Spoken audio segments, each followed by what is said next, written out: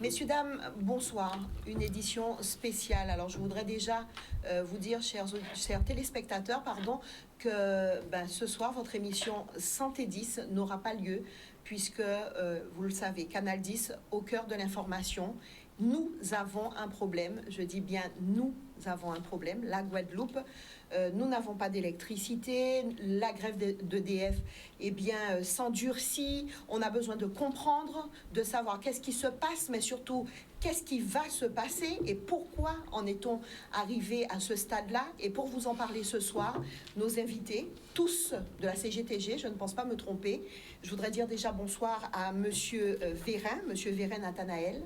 Bonsoir, Madame Brigitte. Merci d'être là. À côté de vous, bonsoir, Monsieur Jimmy Télémac, qu'on voit beaucoup en ce moment, qu'on entend beaucoup, et qui va nous dire énormément de choses, j'espère, ce soir. Bonsoir la Guadeloupe. Nous saluons Monsieur Baden Jean-Pierre, de la CGTG aussi, bonsoir. C'est ça, bonsoir à la population guadeloupéenne. Et bonsoir à Monsieur Claude Louis. Bonsoir à la Guadeloupe. Nous allons entrer tout de suite dans le vif du sujet. Ça s'endurcit. Aujourd'hui, ça a été vraiment une journée, mais alors très difficile pour l'ensemble des Guadeloupéens. On a eu des coupures qui ont duré très longtemps sur l'ensemble de la Guadeloupe. Certains parlent d'extrême, on va en parler aussi tout à l'heure. Pourquoi les négociations en arrivent là? Pourquoi ça n'aboutit pas? Qu'est-ce qui se passe? Nous voulons tout savoir. Alors, parmi vous, qui c'est qui pourrait déjà revenir sur le pourquoi de cette grève? Bien, écoutez, je vais tâcher, avec des mots simples, je pense, ce soir, d'expliquer l'origine, tout d'abord, de cette grève. Vous le savez, la centrale de Jarry est une centrale de production d'électricité. Mais c'est tout d'abord une entreprise, avec des salariés. Des salariés qui, au sein de cette entreprise, ont des difficultés sociales. Ces difficultés sociales sont véritables, sont des réalités de vie quotidienne pour des salariés, des travailleurs, qui aujourd'hui ont pris le pas de faire cesser des injustices sociales qui sont légion dans cette entreprise depuis maintenant plus d'une dizaine d'années. Tout d'abord, le Code du travail. Le Code du travail est un document qui s'applique à tout salarié, quel qu'il soit, là où il se trouve. Il apparaît qu'à EDF PEI, le Code du travail a été bafoué, que des dispositions légales de protection de la santé, notamment lorsque je parle de la durée maximale du temps de travail, a été dépassée, plus que, j'ai envie de dire, de façon exorbitante. Et l'employeur n'a jamais voulu entendre raison à modifier son organisation mise en place, organisation qu'il a imposée à ses salariés et qui, au bout du terme, provoque des problèmes de santé au niveau des salariés, de fatigue chronique. Et au-delà, d'autres dispositions maintenant relatives à la sécurité des biens et des personnes, parce que nous parlons d'une centrale électrique, une centrale qui est un site Céveso classé haut, et qui, je précise de suite, n'a jamais connu depuis son ouverture en 2014, la moindre inspection par rapport au respect de la loi, au respect de la sécurité, de la santé, etc., qu'on pourrait s'attendre de la part des services de l'État qui sont précisément connus pour cela, à savoir la direction du travail. Alors, on a bien entendu énormément de questions des téléspectateurs. Ils vont nous appeler. D'ailleurs, on va noter le numéro de téléphone. Et si vous ne pouvez pas, pour certains, vous ne pouvez pas voir la totalité de l'émission, eh bien, sachez que nous sommes en Facebook Live et donc vous allez pouvoir jeter un œil demain sur cette émission qui sera d'ailleurs peut-être diffusée, je pense. Certains téléspectateurs nous envoient aussi de par les réseaux des messages et on a une dame qui voudrait comprendre. Elle dit, c'est la production qui est en grève, pas le secteur de diffusion. Et que là aussi, est-ce qu'il n'y a pas un problème? Pourquoi ce n'est pas l'ensemble? Pourquoi vous n'êtes pas tous ensemble sur ce coup-là? Peut-être parce que vous n'avez pas la même problématique. Je ne sais pas. Oui, alors... Tout d'abord, la centrale de Jarry appartient à une entreprise qui s'appelle EDF PEI, production d'électricité insulaire. Et puis vous avez donc pour le reste donc des infrastructures d'EDF en Guadeloupe, vous avez EDF Archipel Guadeloupe avec le réseau qui donc sont donc sous contrat de travail avec EDF Archipel Guadeloupe. Donc ce sont deux entités différentes, deux entreprises distinctes. Une qui produit et puis l'autre qui distribue et qui s'occupe aussi de ce que l'on appelle la clientèle. Voilà, tout simplement. Vous allez pouvoir nous appeler, chers téléspectateurs, 05 90 96 10 10. Parmi les questions, eh bien, nous avons des téléspectateurs qui nous demandent aussi que doivent-ils faire parce qu'ils ont perdu du matériel de par toutes ces coupures. Tout à l'heure, on va essayer de répondre à cette problématique. Mais juste avant, nous avons quelqu'un au téléphone. Bonsoir. Bonsoir.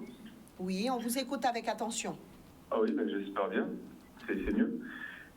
Donc j'appelle parce que j'ai deux ou trois choses à dire quand même, parce que bon, je me dis que je comprends après qu'on ait des problématiques, des choses comme ça, mais je me dis que les personnes qui sont sur votre plateau, est-ce qu'ils se rendent compte en fait que même sur le risque sanitaire, quand vous coupez le courant de quelqu'un d'une manière ou de quelque que ce soit pendant 5 heures de temps, que son congélateur descende et que tout ce qui est dedans, aujourd'hui, refroidit ou quoi que ce soit, se réchauffe en quelque sorte, et que vous vous retrouvez avec des risques sanitaires pour la santé des Guadeloupéens, que vous vous retrouvez avec des gens qui n'ont pas d'aspirateur, je me demande est-ce que ces personnes ont une famille en fait.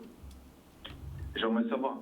Parce qu'encore une fois, quand le congélateur de vos tantes, de vos enfants ou quoi que ce soit se décongèle et se recongèle derrière, est-ce que vous connaissez les risques sanitaires pour ces personnes, même sur le long terme?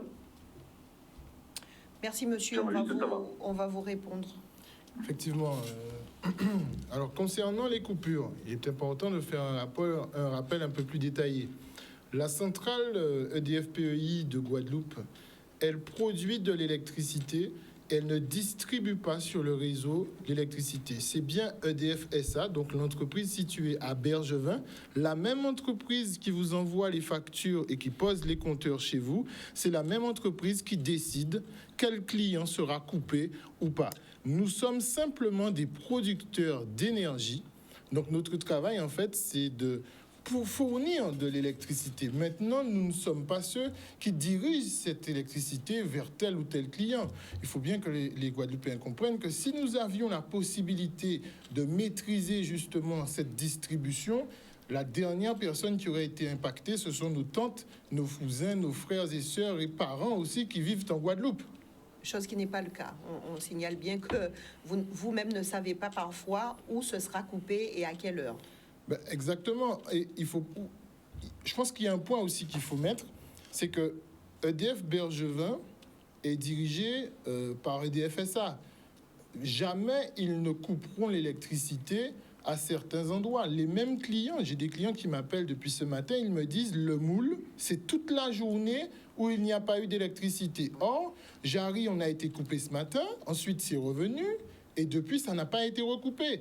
Donc, il y a une volonté vraiment venant de la part de la direction d'EDF à diriger les coupures vers la population afin justement d'attaquer les grévistes. Alors, on a encore du monde au téléphone, mais juste avant, on a une question de Véronique de Petitbourg qui demande, peut-être que M. Baden peut nous aider à répondre à cette interrogation, quand on a des dégradations de matériel, comment faire, vers qui se diriger? Alors, ouais, bonsoir. Donc, bien évidemment, je dirais c'est un moindre mal, parce qu'effectivement, quand on perd son matériel électroménager ou autre, comme le monsieur vient de citer au niveau des aliments, c'est perdu. Donc, toutefois, il existe un service à EDF Archipel Guadeloupe, toujours elle, service clientèle, qui permet, lors de remplissage de formulaire, de déclarer un peu toutes les pertes, effectivement, qu'ils ont eues pour pouvoir se faire rembourser. Donc, nous invitons à l'ensemble de la population qui serait effectivement victime de ces dégradations de matériel, de pouvoir effectivement se rapprocher du service clientèle d'EDF Bergevin afin effectivement de pouvoir se faire communiquer ce formulaire, d'ailleurs qui peut se retrouver en ligne pour ceux qui disposent d'Internet, afin effectivement de se faire indemniser par la suite. Question pratique, il est important de rappeler quand même à la population que ces coupures, les électrons qui circulent effectivement dans chaque maison, c'est plutôt lors de l'envoi de l'électricité où les risques sont plus dommageables.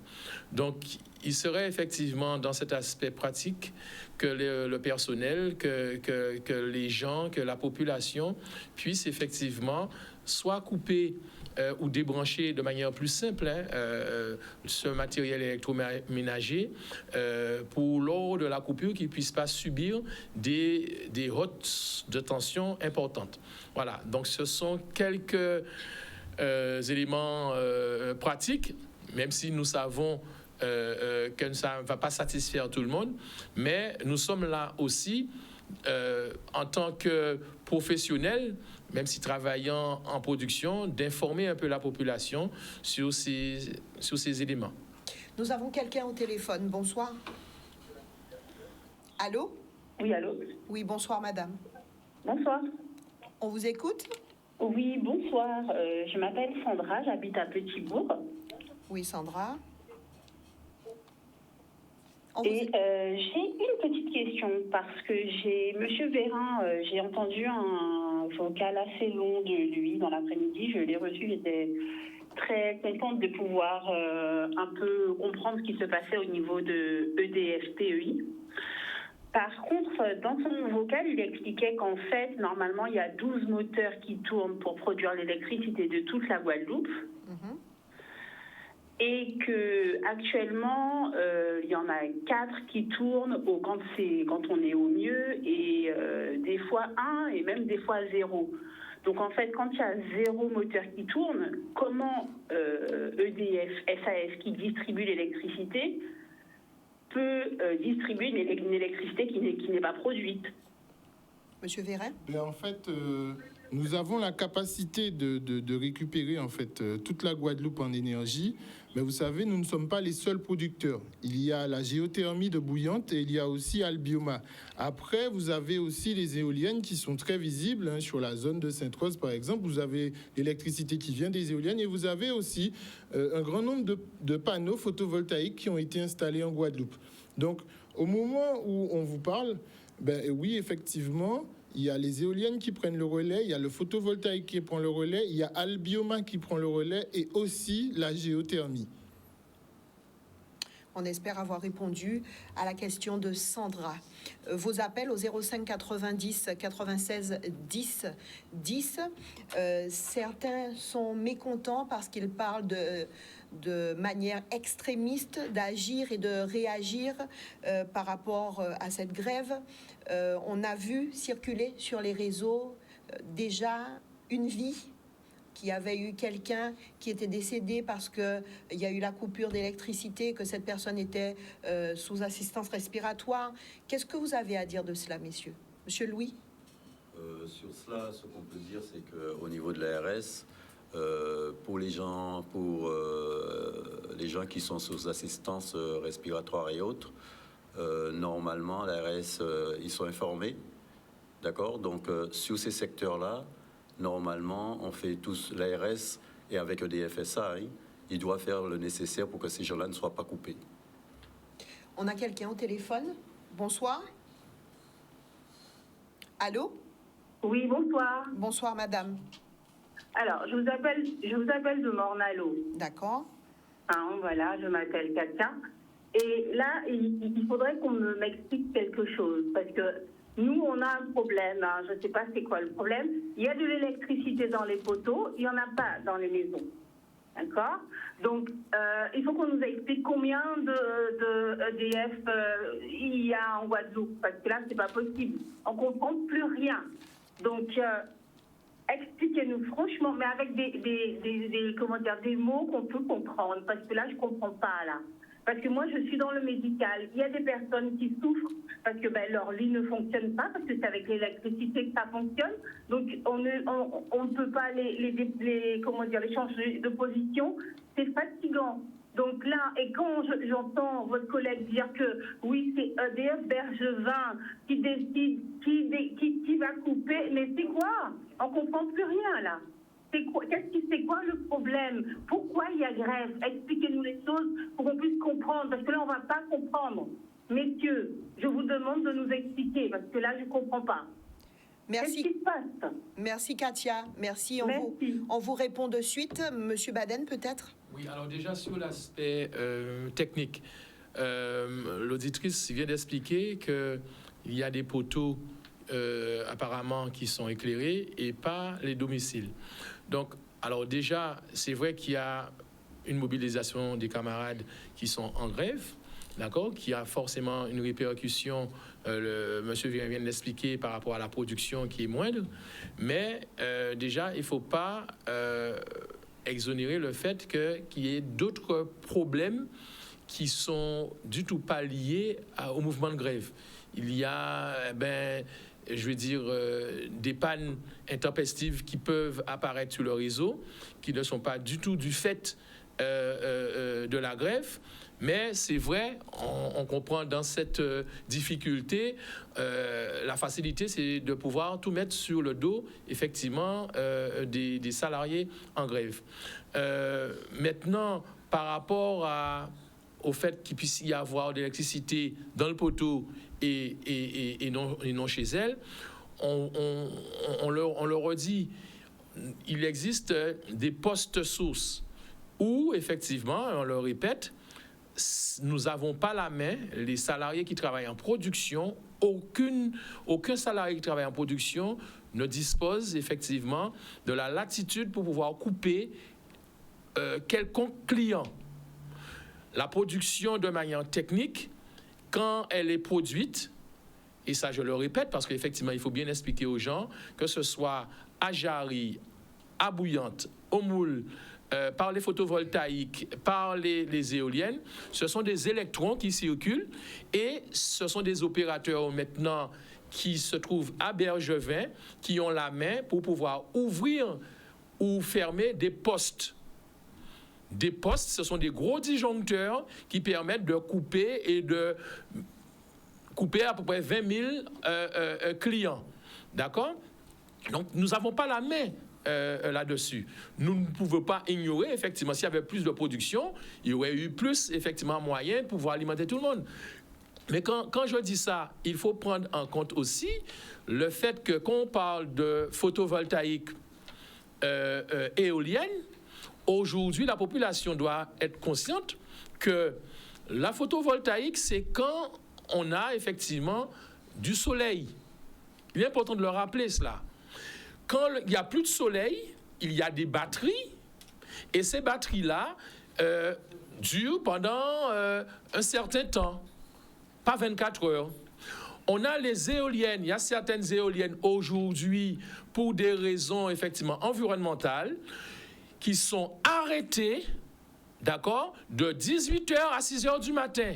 C'est pour effectivement, aujourd'hui, préserver les chauves-souris. Donc, il y a des moyens de production qui ne dépendent pas effectivement des salariés d'EDF PEI, qui sont arrêtés, d'accord, pour ces raisons environnementales. Et ceci peut être suffisant pour alimenter la Guadeloupe? Non, j'en parle, c'est bien pour cela qu'on a la chance ici d'avoir un mix énergétique. C'est important effectivement de le rappeler. Les camarades produisent avec des usines tournantes, d'accord? Mais il existe d'autres moyens, effectivement, qui est appelé un peu plus vertueux, mais ces autres moyens de production ont leurs limites. Et là aussi, il est important, effectivement, de sensibiliser la population sur cet aspect. Voilà. Donc, c'est pour ça qu'en résumé, certes, les camarades qui produisent aujourd'hui, ils produisent moins par rapport à la situation de la grève. On veut, et nous l'avons détecté, EDF SA, qui maîtrise ce sujet, on l'a fait observer au préfet. Parce que, comme on le dit, les différents délestages sont prévus entre la préfecture et EDF SA. Donc ça, c'est important. Donc, il est aussi, je pense, en tant que citoyen, que les citoyens puissent aussi peut-être se mobiliser, pas forcément contre les salariés qui demandent d'appliquer le droit du travail, mais qui puissent effectivement se retourner vers les personnes où on a bien signalé, où ils payent leur électricité, où effectivement, c'est ces mêmes personnes qui décident où couper, en collaboration avec la préfecture. Madame a expliqué qu'elle était soignante. On le répète à nouveau. L'ensemble, effectivement, des personnes qui sont sous assistance, que ce soit respiratoire, que ce soit médicalisé. Moi-même, dernièrement, j'ai perdu ma mère, d'accord, au mois de novembre, qui était effectivement alitée et qui était aussi... Mais il y a eu une déclaration qui a été faite à l'ARS pour, effectivement, qu'on puisse savoir quelle est dans cette situation. Donc, il est important aussi que notre population puisse se retourner vers les gens qui ont la responsabilité. Nous avons entendu l'ARS dans beaucoup d'autres situations par ailleurs. Je ne comprends pas pourquoi aujourd'hui, on n'entend pas encore notre service de l'État qui pourrait faire un communiqué pour indiquer à la population de s'identifier afin que ces zones où ils se trouvent ne puissent pas être coupées ou qu'on puisse prévoir des moyens de secours pour pouvoir pallier à ces coupures d'électricité. Si c'est fait aujourd'hui comme ça, il y a une volonté, d'accord, pour pouvoir discréditer le mouvement et monter les Guadeloupéens une nouvelle fois un contre l'autre. On a quelqu'un au téléphone. Allô, bonsoir. Voilà. Bonsoir. On vous entend, on vous entend. Oui, alors moi j'habite Petit-Beau. D'accord. J'entends bien tout ce que les gens disaient. Moi au début je disais que je ne suis pas trop gênée parce que bon, mais en fait moi le quartier où j'habite, il n'y a pas eu, enfin je peux compter depuis le début du mouvement, on n'a peut-être pas eu de coupure pendant 2 jours. Là, ce qui m'énerve là en ce moment, c'est que quand j'entends c'est pas moi, c'est un tel, c'est pas moi, c'est un tel. Moi depuis samedi je n'ai pas d'eau parce que je n'ai pas d'électricité. Donc, on fait comment? On gère comment?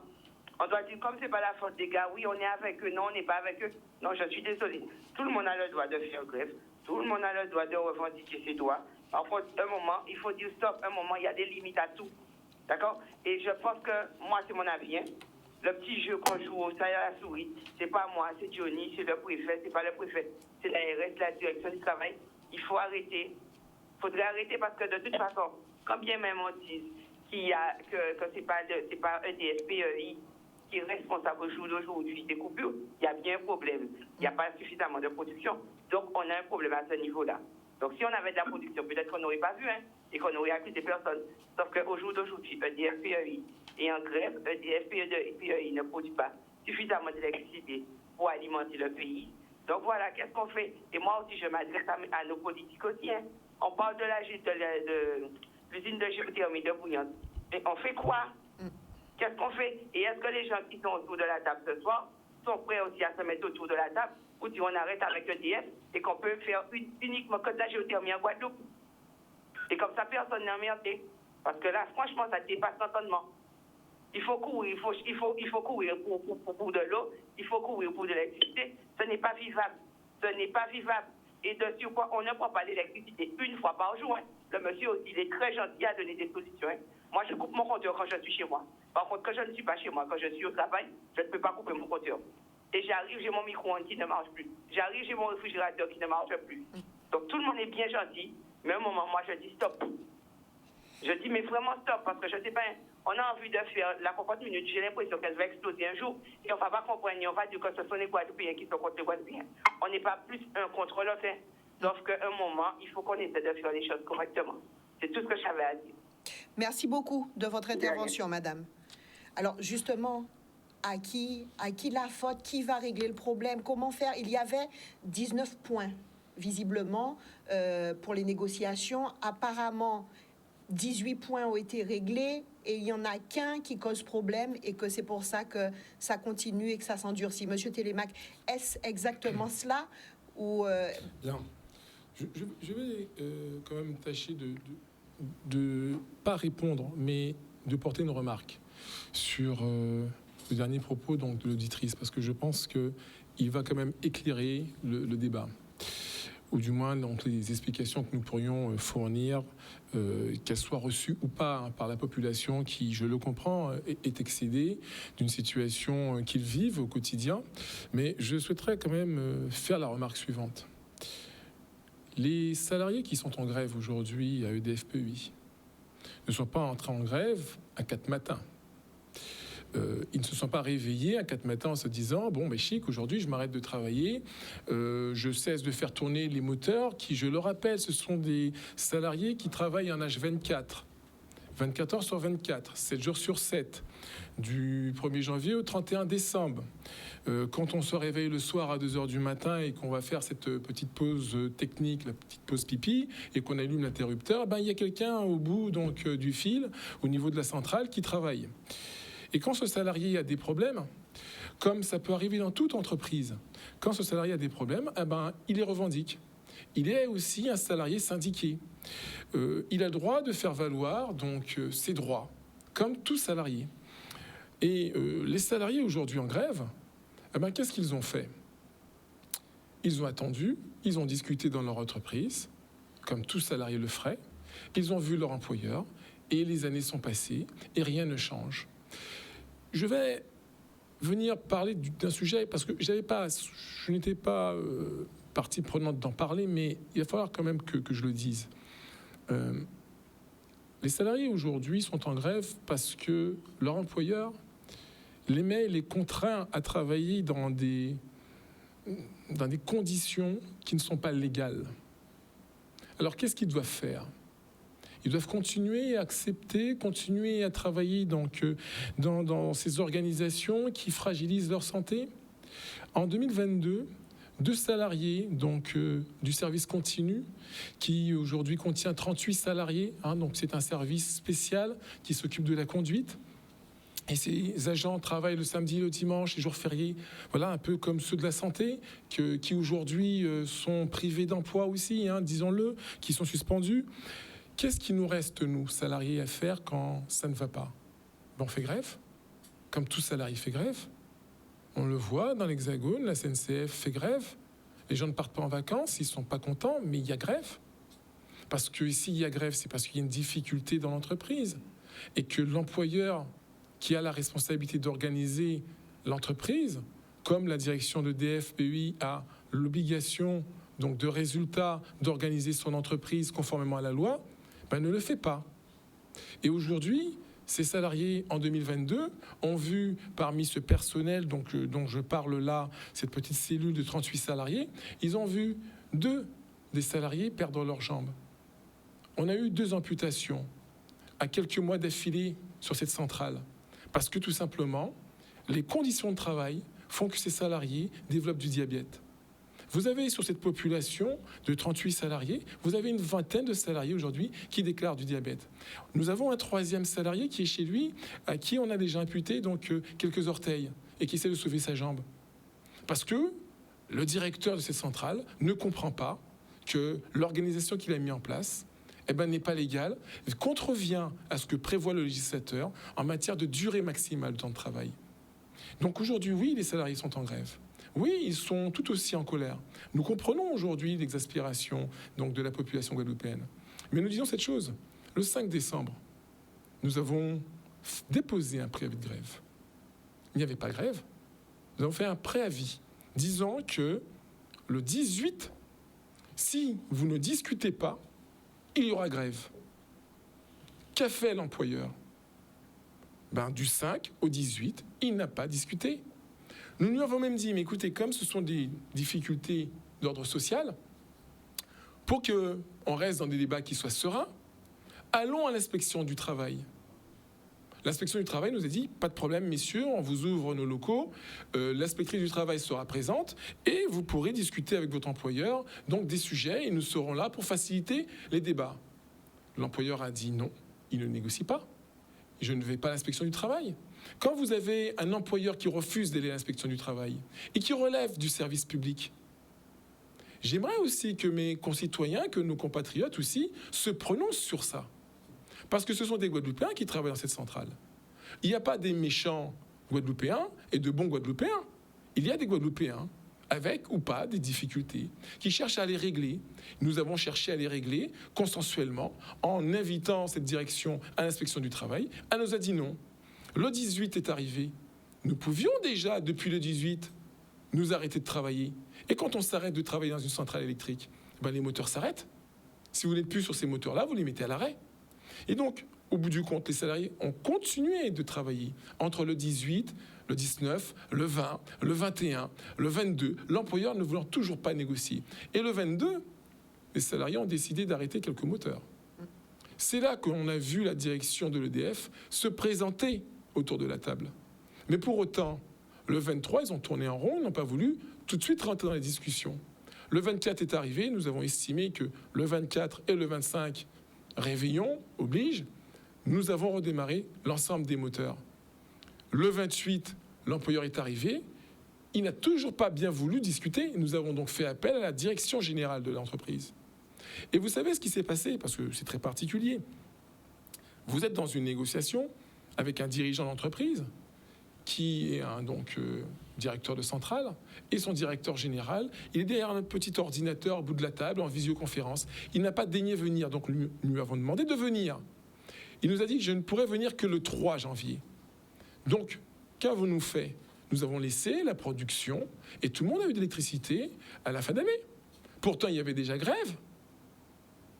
L'employeur est venu, il est venu 2 ou 3 jours, il nous a dit j'ai un rendez-vous à Paris. Il n'est jamais rentré en Guadeloupe depuis et a continué ses négociations autour donc de la table par visioconférence, quelques heures, de 15h à 20h. Après, ce monsieur était fatigué. Au bout du compte, progressivement, on a commencé à baisser la production. Aujourd'hui, cette production est à l'arrêt parce que la direction de l'EDF a cessé toute discussion depuis le 27 janvier. Notez que ce n'est que le 7 février qu'il y a eu un durcissement du mouvement. Mais entre le 27 janvier jusqu'au 7, nous demandions à cette direction de regagner la table. Voici aujourd'hui la vérité de ce qui se passe aujourd'hui dans cette entreprise. On a quelqu'un au téléphone et juste après, vous nous expliquerez un petit peu le point qui crée problème, puisque visiblement, sur les 19 points, il y a déjà eu 18 points de... Alors, on en parle tout à l'heure. On a quelqu'un au téléphone. Bonsoir. Oui, bonsoir, madame. Bonsoir, monsieur. On vous écoute. Oui, en cas pour un dépôt naturel, là, on a besoin de ça.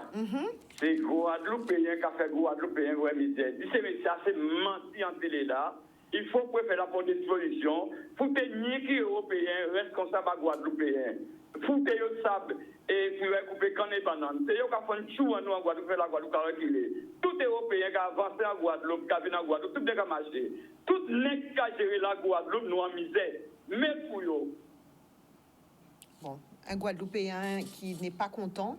On peut comprendre, on peut comprendre le mécontentement des uns et des autres parce que ça commence à être compliqué. On a eu beaucoup de messages sur les réseaux de personnes qui ont des parents malades et qui nous parlent avec leur cœur. Je vais vous lire quelques messages tout à l'heure.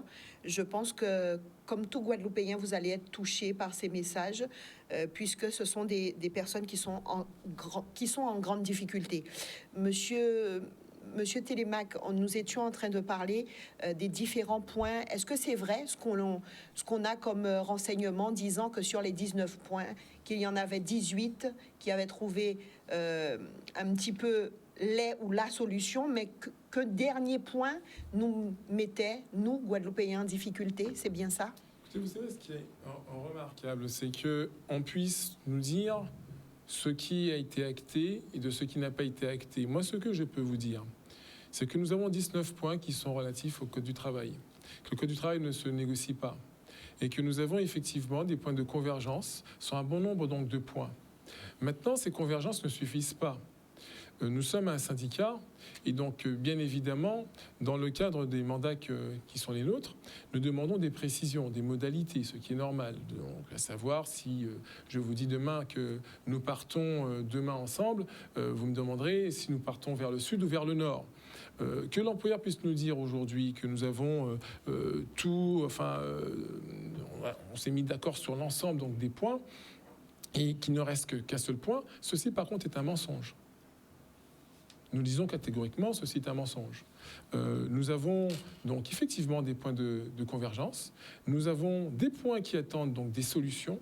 Aujourd'hui, qu'est-ce qui coince, M. Télémac? Écoutez, vous savez ce qui coince, c'est que en Guadeloupe, et précisément l'auditeur qui était fâché tout à l'heure parlait d'Européens, ce qui fâche, c'est que justement, en Guadeloupe, on a pris l'habitude peut-être de comprendre que l'Européen a la solution à tout et que sa parole est parole d'évangile. Je crois que ce débat-là, il est déjà dépassé. Nous avons aujourd'hui des droits, comme tout salarié, qu'il soit parisien, marseillais, ou strasbourgeois, ou je ne sais autres. Et que lorsque nos droits ne sont pas respectés, ben nous avons aussi donc, la capacité de dire dans l'entreprise, nous ne sommes pas d'accord. Et dire et entendre aujourd'hui, je vais le dire là sur Canal 10, parce que je crois que c'est sur Canal 10 que le préfet de région s'est exprimé pour dire qu'il faut signer l'accord. Le préfet de région n'a pas le mandat de la CGTG pour signer les accords à la place de la CGTG. Le préfet dit que c'est un bon accord.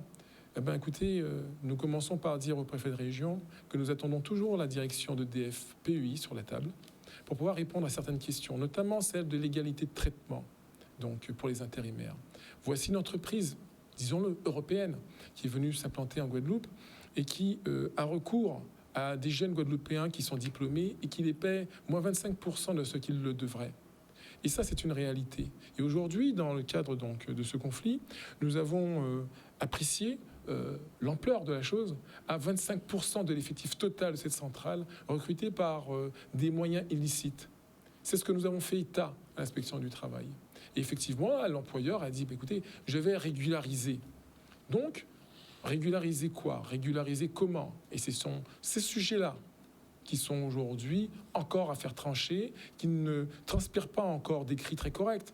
Alors, depuis une semaine, vous entendez comme moi qu'il y a un accord, que l'accord... Ce n'est qu'hier soir à 21h23 que le secrétaire général de la préfecture nous avait parvenir un document, donc par l'intermédiaire donc du SGAR, donc de la préfecture, l'EDF nous fait tenir un document que nous analysons, un document où un bon nombre donc de modalités manquent sur ce document et qui nécessite que les parties puissent se rencontrer. Seulement, si vous êtes tout seul sur cette table, comment pouvez-vous discuter? Ce conflit-là ne cessera que lorsqu'il y aura effectivement la réunion des parties pour discuter des sujets qui ont créé effectivement ce conflit et qui font qu'aujourd'hui, les salariés donc d'EDF estiment, et je le dis bien, estiment, en leur âme et conscience, que le compte n'y est pas, puisqu'on ne négocie pas, encore une fois de plus, les dispositions légales. On a quelqu'un au téléphone. Allô? Oui, bonsoir. Bonsoir. Oui, je vous remercie de me donner la parole. C'est Arius Soyer. Donc, je voulais porter ma pierre à l'édifice face à ce débat-là. Donc, en fait, j'aimerais savoir, pour une problématique qui concerne autant de Guadeloupéens, est-ce que les parlementaires, vous les avez rencontrés, ils sont venus vers vous? Parce qu'ils se présentent souvent comme des sauveurs de la Guadeloupe. Et là, on a le sentiment que vous vous sentez seul, vous êtes isolé. Donc, est-ce que vous êtes en contact avec les élus de ce pays, responsables de ce pays-là? Et qu'est-ce qu'ils vous disent? Quel soutien que vous avez d'eux? Première question.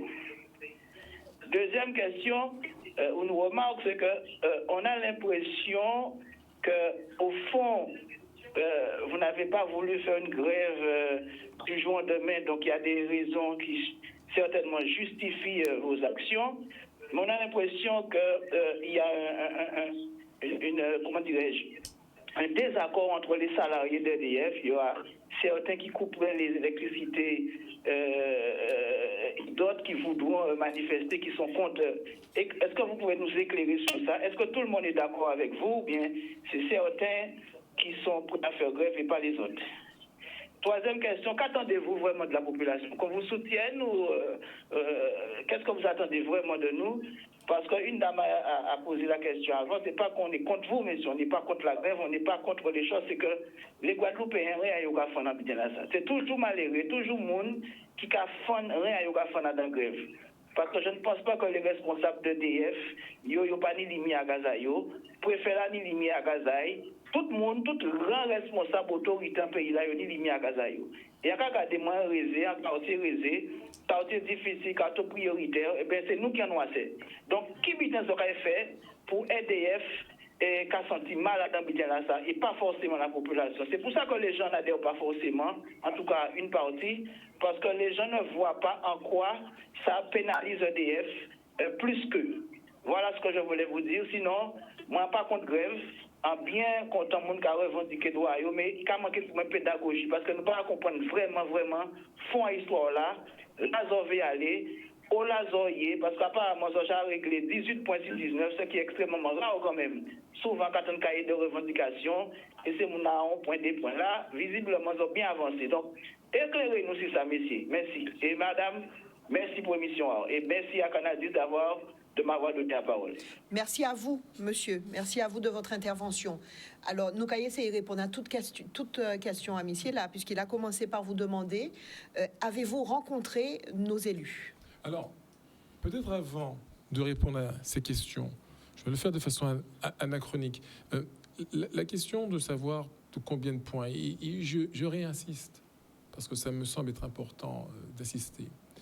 Bon nombre de messages de la part de la direction de DFPEI sont venus à expliquer, à travers, donc, en rabâchant l'information par voie de communiqué, qu'il y aurait 18 points de réglés sur 19. Et nous disons ce soir qu'il n'y a pas 18 points sur 19 de réglés. Nous disons que nous avons des points de convergence. Il y a peut-être 7 points qui sont réglés, oui. Et pour les autres, ce sont des points de convergence qui nécessitent donc des modalités, notamment en termes de calendrier. Je vous prends un exemple très simple. Aujourd'hui, l'organisation du temps de travail est illicite, dépasse la durée maximale du temps de travail. Il y a donc lieu de changer cette organisation. Pour la changer, il faut changer le planning. Aujourd'hui, EDF ne nous a toujours pas dit s'il changeait le planning le mois prochain, la semaine prochaine, l'année prochaine ou dans 2 ans.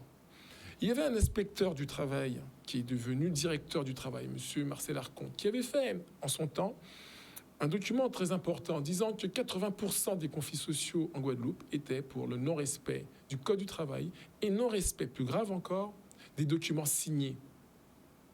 Souvent, on taxe les organisations syndicales de se dire « mais vous êtes en grève avant-hier. Vous signez un papier, vous n'avez pas regardé ça, vous êtes signé. » Non, nous regardons ce que nous signons et lorsque ce sera signé, on n'entendra pas parler donc d'EDF en grève. Nous ne faisons pas grève tous les 4 matins. Maintenant, pour répondre à la question de « sommes-nous seuls ?» Nous ne sommes pas seuls, nous sommes une fédération, nous avons donc des conseils juridiques, nous avons effectivement donc pris la tâche de certains parlementaires. Nous rencontrerons les parlementaires qui sont, vous le savez, aujourd'hui en session parlementaire, donc ils devraient retourner donc ce week-end. Nous pourrons les rencontrer. Certains courants politiques, partis politiques, se sont rapprochés de nous, sont venus voir les salariés. Je crois que là-dessus, il n'y a pas de secret, rien n'est privé, rien n'est caché. Nous avons rencontré, pas plus tard qu'hier, donc le président de région, avec lequel nous avons discuté, qui comprend la situation. Donc je crois que... Est-ce que dans cette discussion, il vous accompagne afin que vous puissiez obtenir en tout cas réponse à le vos premier interrogations. accompagnement, et je le dis bien, le premier accompagnement que nous demandons, c'est d'arriver à faire comprendre à cette direction qu'un conflit social, quand il existe dans une entreprise, il se règle par la discussion. Et de venir à la table des discussions. C'est quand même remarquable. Et je reviens sur les propos du préfet. Il est quand même remarquable d'entendre un préfet de région vous dire « c'est un bon accord, l'accord il est signé, il est à signer, il faut le signer. Alors il y a quelques points encore à voir, mais il faut le signer. » Donc c'est soit il n'y a plus de points à voir, ou il y en a encore à voir. Et je laisserai la population apprécier sur vos antennes donc ce qu'il a pu dire. Mais c'est soit c'est réglé, ou soit c'est pas réglé. On ne peut pas dire à ce moment tous les points sont réglés, et puis il y a des points à voir. Ça veut dire que tous les points n'ont pas encore été négociés au final. Et donc c'est bien là où le bas blesse, c'est d'entendre tout de même un préfet de région dire c'est pas la peine de réunir les parties. Mais où avez-vous déjà vu ça en France? Quand il y a un conflit, la première des choses qu'on fait, on réunit toutes les parties. Aujourd'hui, EDF, c'est 90% l'État. C'est l'État qui est propriétaire d'EDF. Si l'État souhaitait qu'EDF soit autour de la table, EDF serait autour de la table. On va tout à l'heure, messieurs, répondre à une autre interrogation qu'avait notre téléspectateur. Qu'attendez-vous des Guadeloupéens? Ils ne sont pas contre vous, mais ils souffrent. Nous souffrons. Donc, qu'attendez-vous? Mais juste avant, je crois qu'on a quelqu'un au téléphone. Allô? Oui, allô? Oui, bonsoir. Oui, bonsoir. Alors, bonsoir, monsieur, bonsoir, madame. Bonsoir. Je suis jeune de Desmarais, j'ai 42 ans. J'habite au niveau de la prison. Alors, moi, je voudrais juste donner mon point de vue. Je ne suis pas contre la revendication. Mais la façon de faire, je ne trouve pas ça trop top. Parce que la Guadeloupe est en difficulté. On a beaucoup de problèmes. Tout le monde souffre. Moi, je voudrais juste savoir, si vous faites des revendications, quel est le prix à payer, jusqu'à quand? Est-ce qu'il y aura un résultat? Parce qu'il y a des malheureux, il y a des gens qui sont à l'hôpital, il y a des gens qui sont à mobilité réduite. J'ai ma voisine, elle a des perfusions en permanence. On envoie le courant à 4 heures, à 3 heures. On renvoie, on coupe chez moi. Mon écran plat, il fait plein de lignes. Je ne vais pas pleurer, c'est du matériel. Mais je voudrais juste comprendre, en Guadeloupe, on n'est pas solidaire. Par contre, quand il y a le carnaval, toute la Guadeloupe est là. Mais par contre, pour des trucs sérieux, le CHU, pour l'eau, pour l'EDF, il n'y a personne. Alors moi, je voudrais juste dire le fond de ma pensée, essayer de trouver notre solution, parce qu'il y a assez de violence, on est en difficulté, que ce soit dans le monde du travail, que ce soit dans autre chose, il faudrait qu'on arrive à se comprendre. Parce qu'entre-temps, nous sommes antillais, mais à Yacht, le centre commercial, ça continue. Les Chinois, ils sont solidaires, ils travaillent. Les Haïtiens, ils travaillent. Je suis pas... On a perdu notre auditeur, mais en tout cas, on a compris sa détresse, une détresse que nombreux d'entre vous, téléspectateurs, sont en train de vivre actuellement. Juste avant de parler à ce jeune qui nous a appelé, je voudrais revenir sur ce que disait l'auditeur, le téléspectateur d'avant. Il demandait: qu'est-ce que vous attendez de nous, Guadeloupéens? Qu'attendez-vous de nous? Monsieur Vérin. Aujourd'hui, ce que la CGTG ou les agents de DFPEI attendraient de la population de la Guadeloupe, c'est que ceux-ci prennent justement leur véhicule ou leur transport et se dirigent à EDF Bergevin pour leur dire quelque chose de simple. Aujourd'hui, la seule chose que nous voulons, c'est que EDF-PEI soit assis à la table de négociation. Il serait bien que les usagers, ceux qui payent justement le service d'électricité, puissent demander pourquoi est-ce que la direction ne se présente pas à la table de négociation. Au moment où nous avons la direction d'EDF-PEI autour de la table de négociation, eh bien, vous savez, nous avions fait une promesse. Tant qu'il y avait discussion, il y avait aussi de notre part des moteurs sur le réseau et moins justement de délestage ou pas de délestage du tout. Aujourd'hui, ce que nous attendons, je dis que c'est de la population, ça peut porter un plus, mais il faut vraiment que la direction d'EDF arrête de se cacher, parce que c'est ça le souci. Le souci, c'est que la direction ne vient pas discuter. Et nous, aujourd'hui, les deux moyens par lesquels nous sommes passés pour avoir l'État et la direction sur la table, c'est bel et bien l'arrêt de cette centrale. Le seul moyen de pression qui a réussi à faire l'État et EDF se mettre autour d'une table, c'est que justement, cette centrale soit mise à l'arrêt. Nous sommes prêts à redémarrer le matériel et à fournir de l'électricité pour tous les Guadeloupéens. Ce que nous voulons aujourd'hui, c'est que l'État arrête de mentir, que la direction d'EDF arrête de mentir et qu'ils viennent sur la table. Ils disent qu'ils ont un accord. Nous, on a reçu un document. On n'a pas reçu d'accord, on a reçu un document sur lequel il y a encore 70% de travail à effectuer. Nous rappelons encore une fois aux Guadeloupéens que nous sommes en grève, non pas pour des augmentations de salaire, nous sommes en grève parce que les conditions de travail font que notre santé est mise en danger et que nous avons déjà vu 3 de nos collègues partir dans une situation où il leur manque des membres. C'est pas ça la Guadeloupe. Les Guadeloupéens ont le droit de travailler avec justement le Code du travail qui est là pour garantir leur santé. S'il n'y a personne qui prend le combat pour garantir la santé et que d'autres Guadeloupéens puissent justement travailler en Guadeloupe, où allons-nous ? C'est ça que nous demandons à la population. Il faut aussi mettre les choses dans leur contexte. C'est important et il serait bien que ces personnes se dirigent justement vers les services d'EDF. Tout le monde connaît où se trouvent ces services qui laissent nos grands-mères, nos grands-pères au bord de la route, sous le soleil, en train d'attendre pour pouvoir payer des factures ou des rappels de factures. Les gens connaissent les bureaux. Dirigez-vous vers ces bureaux et demandez-leur que faites-vous pour le peuple guadeloupéen. C'est vrai que le directeur d'EDF Bergevin, la première communication que ce monsieur a eue, c'est que nous ne sommes pas en grève et cette grève ne nous concerne pas. Enfin, vous avez quand même EDF SA qui a un contrat de service public avec EDF PEI et qui dit que les problèmes de son producteur ne l'intéressent pas. Mais si je ne sais pas, hein, mais moi, c'est même plus l'animatrice ou c'est la Guadeloupéenne qui parle. Mais si ça ne l'intéresse pas, c'est pas lui qui coupe. Et pourquoi on n'a pas d'électricité ? Normalement, votre mouvement ne devrait pas nous impacter et eux devraient continuer à nous distribuer de l'électricité. C'est que forcément, on n'a pas suffisamment d'électricité à distribuer. Donc, je comprends maintenant le téléspectateur qui disait mais arrêtons de dire c'est un tel, c'est pas un tel, c'est nous, c'est pas lui. On veut comprendre aujourd'hui pour que ce soit réglé.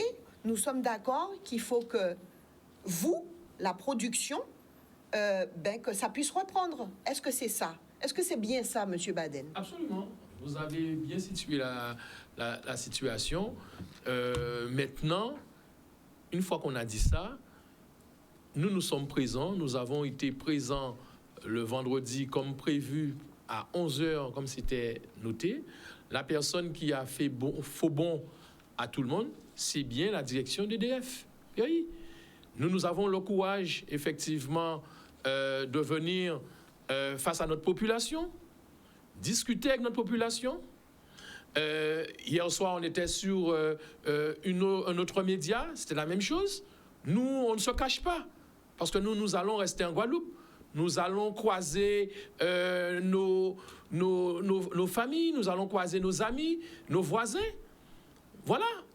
Peut-être en détail, on pourra leur expliquer. Et d'ailleurs, j'ai déjà eu des auditeurs ou des personnes lambda qui m'appellent, qui sont très remontés. Mais quand ces personnes, on prend le temps de les expliquer, ils comprennent. Ça ne veut pas dire qu'ils partagent tout, mais ils nous comprennent. J'aimerais aussi qu'on puisse sensibiliser. J'entends ce jeune-là, je veux revenir sur ça parce que il a dit avec son cœur. Et ça, nous avons aussi un cœur. Nous le comprenons.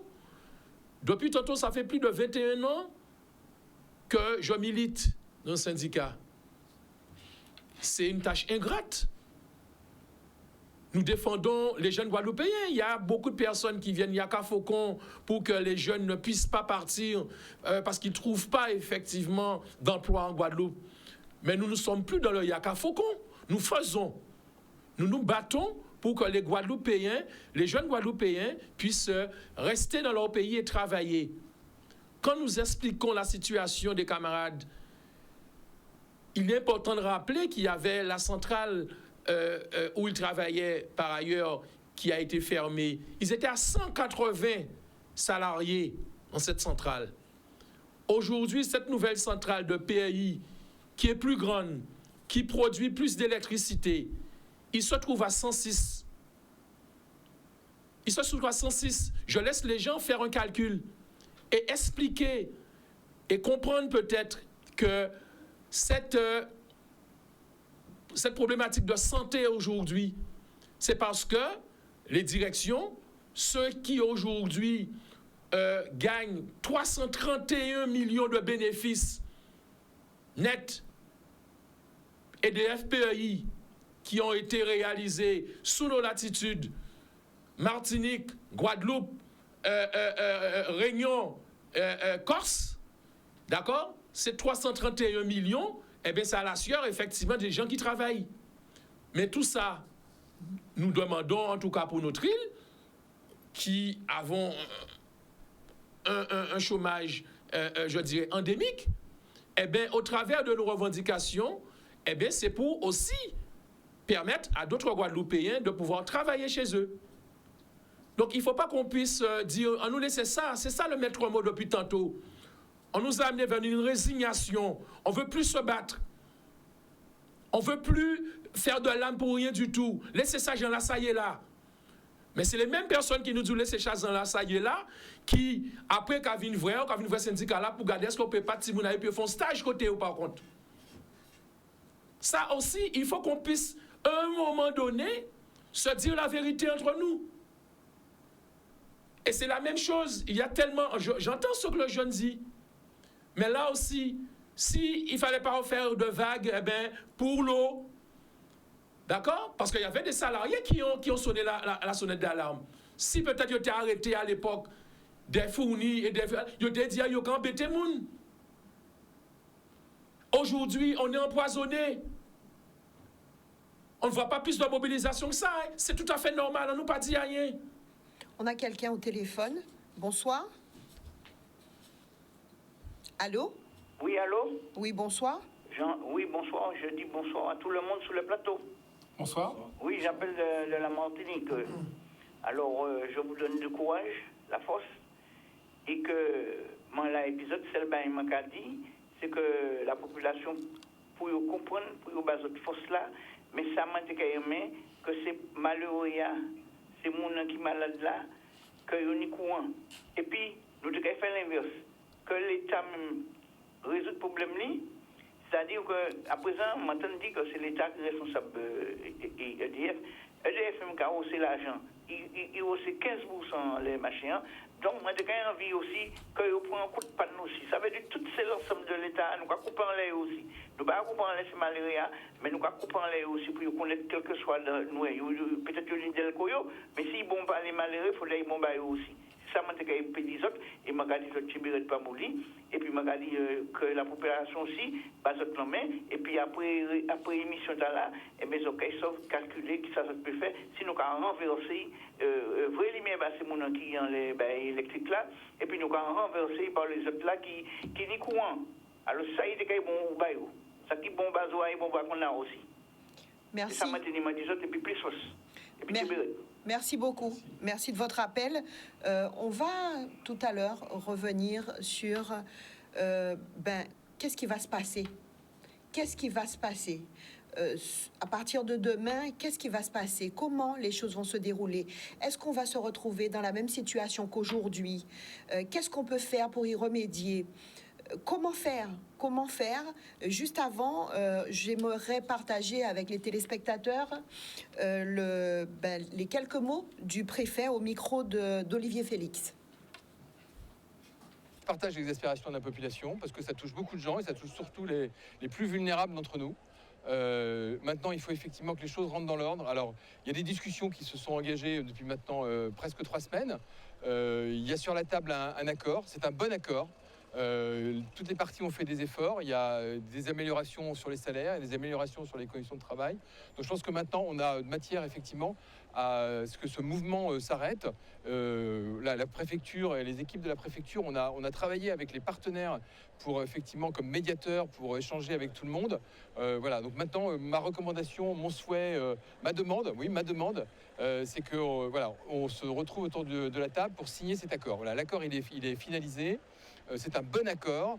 Et maintenant, il faut qu'on pense à nos concitoyens en Guadeloupe. Voilà, les gens sont légitimement exaspérés par cette situation. Je pense qu'il faut maintenant qu'on revienne à un fonctionnement normal. Les choses ont trop duré et il faut le reconnaître. Voilà, donc j'invite effectivement les partenaires concernés. Nous, on a été en médiation dans cette affaire. J'invite les partenaires concernés à signer cet accord qui est un bon accord et à ce que la grève actuelle cesse. Et c'est mon souhait le plus vif et c'est ma demande. Et je vous remercie de m'entendre. Monsieur Télébac, quand vous voyez cette vidéo, qu'est-ce que vous voulez nous dire? Ma première remarque, c'est tout d'abord, où étaient les services de l'État entre le 5 décembre et le 22 décembre? C'était parti en vacances? C'est une des premières questions que je pose, puisque, encore une fois, les conflits sociaux dans les activités stratégiques, ce n'est pas qu'en Guadeloupe, ça existe partout. Ce n'est qu'en Guadeloupe qu'on constate que finalement les préavis ne servent pas à négocier. Pourtant, le Code du travail, sur la question du préavis, indique que les parties ont l'obligation de négocier. Donc, ma première réaction, c'est où était l'État entre le 5 et le 18 décembre? Pendant 13 jours de préavis, où était l'État pour obliger EDF à venir autour de la table? Ma deuxième remarque, c'est un bon accord. Et vous l'avez entendu dire, depuis quelques jours, il y a un accord. Nous avons reçu un projet hier à 21h23. 21h23. Un projet, vous dites? Un projet, oui, je vous dis un projet. Marqué confidentiel. Donc, j'entends le préfet, il est dans son rôle. Nous sommes dans notre rôle. Et si le préfet estime aujourd'hui que c'est un bon accord, sans que nous n'ayons, nous, notre droit de dire, ce temps-là est révolu. Personne ne nous dira ce qui est bon pour nous. On nous a dit que l'eau était de bonne qualité. On nous a dit que, voilà, on n'avait pas de souci à se faire. On a tous la résultante de cette affaire-là. Non, je crois qu'aujourd'hui, très clairement, nous avons une organisation syndicale qui est en grève et il appartient à l'employeur d'être présent pour pouvoir finaliser sa discussion.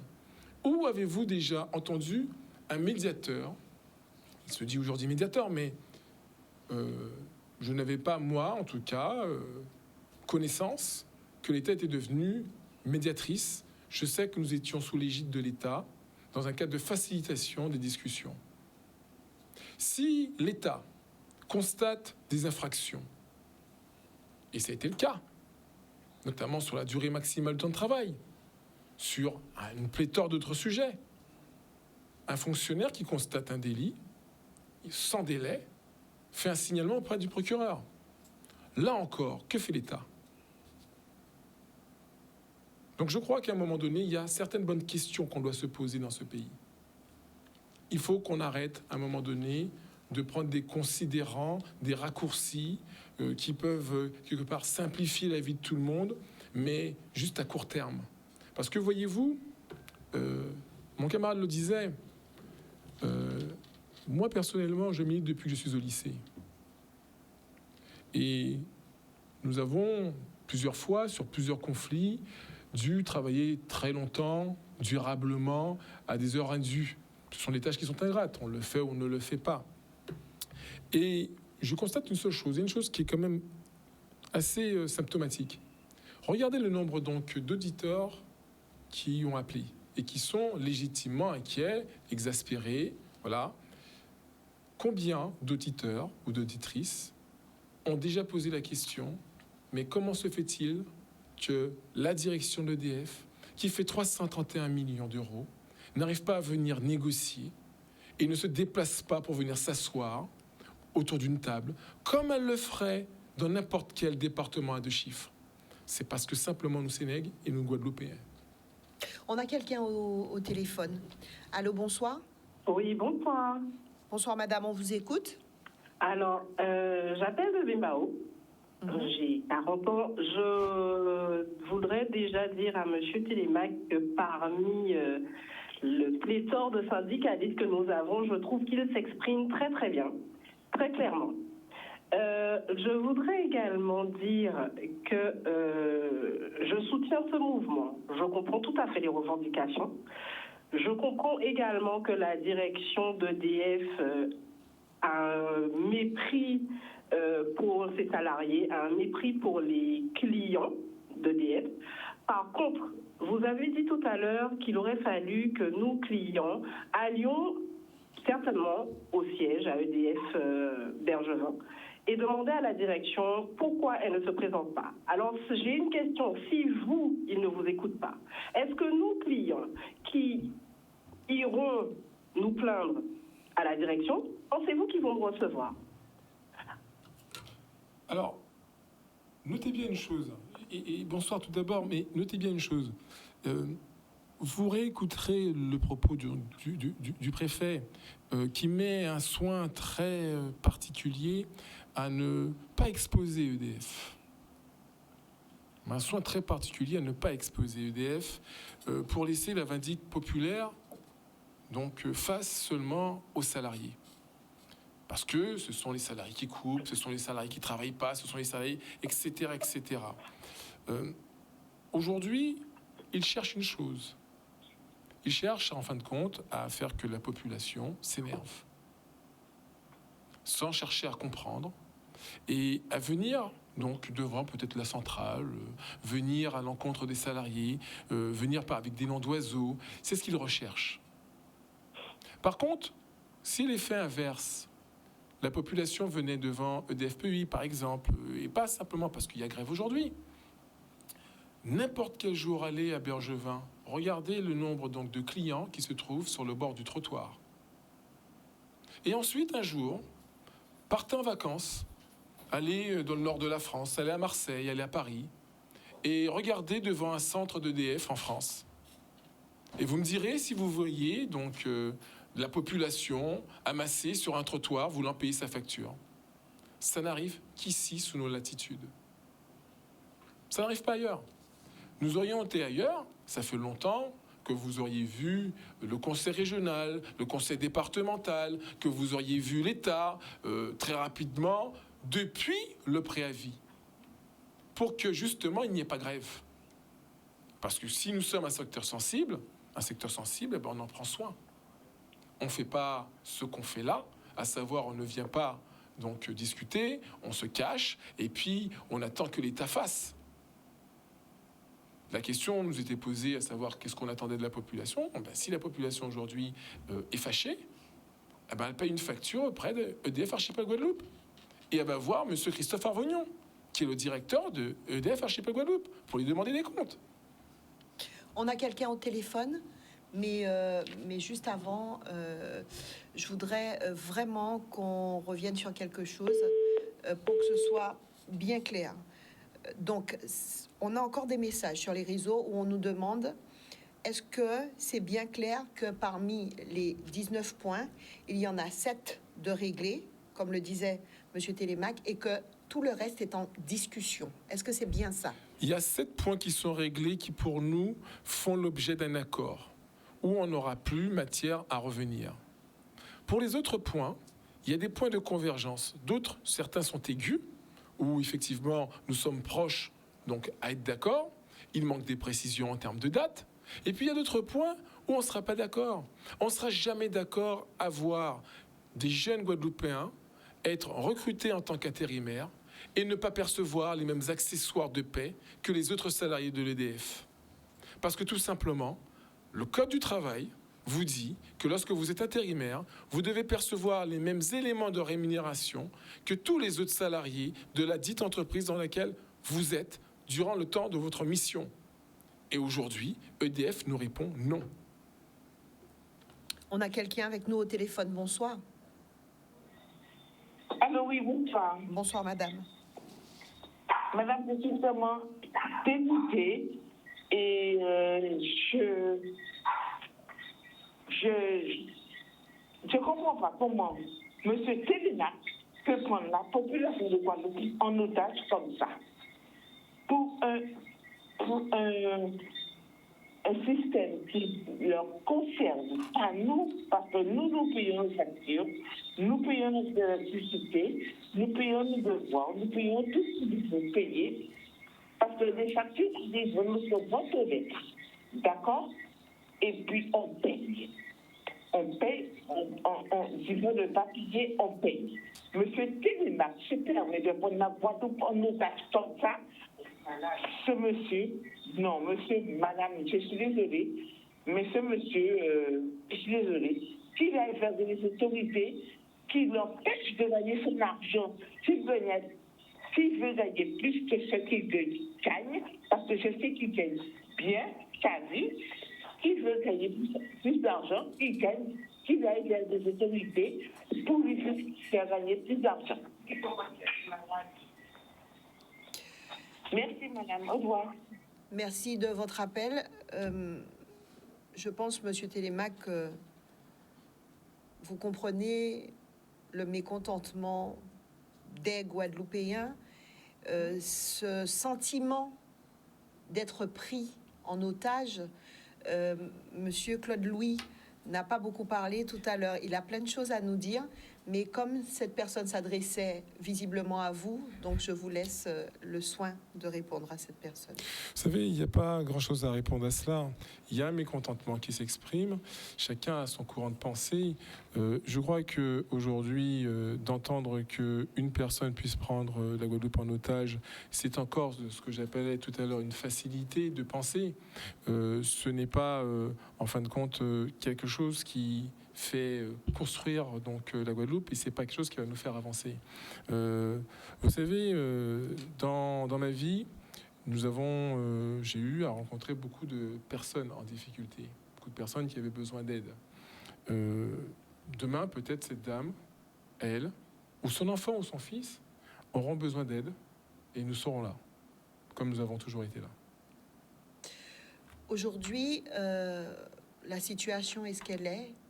Qu'est-ce qui va se passer dans les jours à venir? Comment vous allez régler cette problématique, si vous pouvez la régler? Comment vous allez faire agir et réagir les personnes que vous espérez? On en parle juste après cet appel. Bonsoir. Allô? Bonsoir. Oui, bonsoir, madame. On vous écoute. Je suis bien à la télé. Oui, on vous écoute. Oui, bonsoir, madame. Là, j'irai directement, je pourrais ma langue maternelle. Oui. Voilà, on est bien d'accord avec ça, il n'y a pas fait là. Mais il faut, c'est nous-mêmes aussi, peuple, qui baillent ces messieurs comme doigt. Parce que ces messieurs qui viennent à la réunion, ces blancs-là, qui sortent en France, ils viennent à la réunion, qui chemise blanc, bien repassés, bien pliés. Ces messieurs qui connaissent l'inspiration, rien du tout, ils ont bien fouté pas mal. Et là, ils ont fini, ils ont fait pourrir la situation là. Ils ont pas retourné à l'hôtel, ils ont pas petit siroté à eux, ils ont pas bronzé. Non. C'est du foutage de gueule, parce que ça s'est déjà fini longtemps, parce que ça très dangereux, parce que moi, en tant que moi diabétique, insuline à moi, il y a des frigidaires là. Courant là, ça a coupé. Il a coupé, et sous moi, si il fait, courant là, il a coupé courant là le matin, et il a coupé le soir. Alors, insuline à moi, des frigidaires là. C'est pour moi, il a été vraiment dit, puis que bon, on peut parler avec bon Dieu, moi. Alors, dis ces blancs-là, pour tout le monde a utilisé là, pour y travailler et pour nous finir avec ça. Merci, madame, de votre intervention. Monsieur Claude Louis, vous aviez la tête qui disait oui, cette dame a raison, c'est ce qu'on espère. Oui, encore répondre madame là, parce que c'est important, ça m'a dit là. Et population, nous, pris en otage. Là, c'est nous qui, à Canal 10, qui a essayé d'expliquer paisiblement qui j'en sais qu'à passer. Là, à Carrévin, à un historique, en l'air à installation à EDF en Guadeloupe, avec ces nouvelles façons de production. Parce que là, sans l'usine, tout neuf, ils ont créé. Ça fait 8 ans qu'ils ont créé. Avant, ils ont créé, même là en Martinique, même là à La Réunion, même là en Corse. Où tous ces points de revendication là que nous commandons là, ils ont appliqué correctement dans ces restants départements-là. Donc, je dois demander à la population là, de lever tête en conscience et de regarder devant. Là, pourquoi on a dit ça, c'est que ça fait 54 jours que nous en grève. En l'eau, on a crié, effectivement, l'eau panique courant à Kazao, ça a dérangé énormément. Pendant tout le temps là, nous restions où nous avons voyé courant, à pas nous qui avons voyé courant, mais nous avons démarré le moteur pour te battre mon courant. Ça fait 2 jours seulement que nous arrêté. Et pourquoi nous arrêté? Ça fait 10 jours que ces messieurs quittent la table de négociation là.